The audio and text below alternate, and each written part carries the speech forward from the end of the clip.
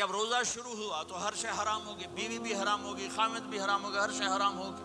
ایک دو واقعات اس طرح اوپر نیچے آئے کہ میرے رب نے سارا نظام بدل۔ ایک اور بدو آ گیا، یا رسول اللہ میں تو مارا گیا۔ آپ نے کہا کیا ہوا؟ کہ میں روزے کی حالت میں بیوی کے پاس چلا گیا۔ آپ نے کہا اچھا تو غلام آزاد کر۔ کہ میں غریب بندہ کہاں سے غلام آزاد کروں؟ آپ نے کہا تو پھر 60 مسکینوں کو روٹی کھلا۔ کہنے لگا میں آپ مسکین ہوں، میں کتوں روٹی کھواؤں؟ آپ نے کہا اچھا پھر 60 روزے رکھ۔ کہنے لگا ایک روزے آئے کم کیتا، 60 روزے کتوں؟ ایک روزے میں یہ چاند چڑھایا، 60 روزوں میں کیا کروں گا؟ تو آپ بڑا ہنسے۔ آپ نے کہا اچھا بیٹھ جا۔ تھوڑی دیر گزری تو ایک صحابی آئے، یا رسول اللہ یہ صدقے کی کھجوریں ہیں۔ تو آپ نے او بھائی کتنے ہیں؟ جی بیٹھا کیوں رہا؟ یہ لے جا اور مدینے کے 60 غریبوں کو دے دے۔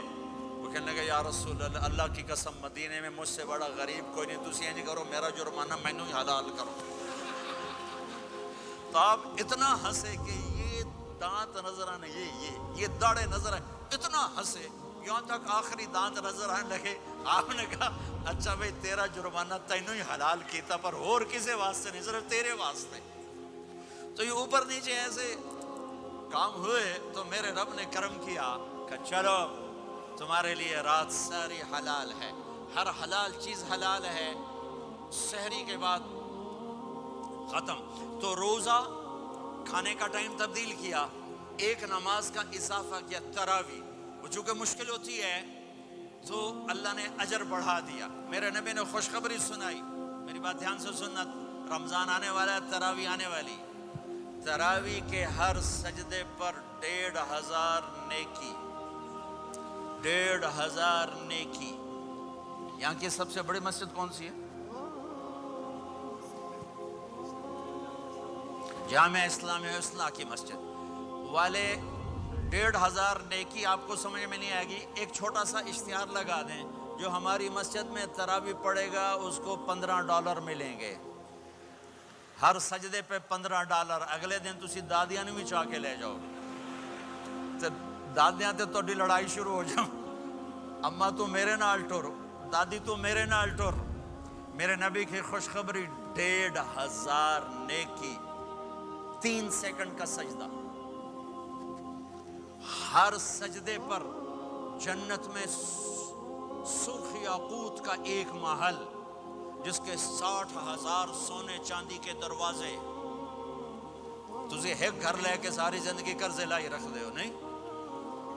ایک سجدے پر، ایک سجدے پر، ایک سجدے پر جنت میں اتنا بڑا گھر کہ 60,000 سونے چاندی کے دروازے۔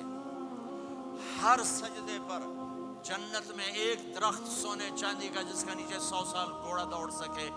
ایک روزہ، ایک روزہ۔ رمضان کا کبھی سوچا رمضان کا مطلب کیا ہے؟ رمضان کو رمضان کیوں کہتے ہیں؟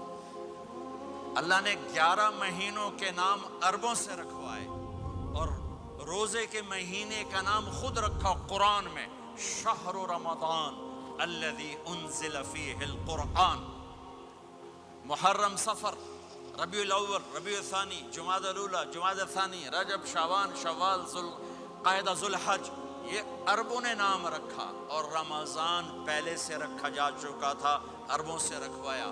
رمضان کے لفظ اور روزے میں کیا جوڑ ہے؟ رمضان کہتے ہیں جل جانا، جل جانا، جل جانا۔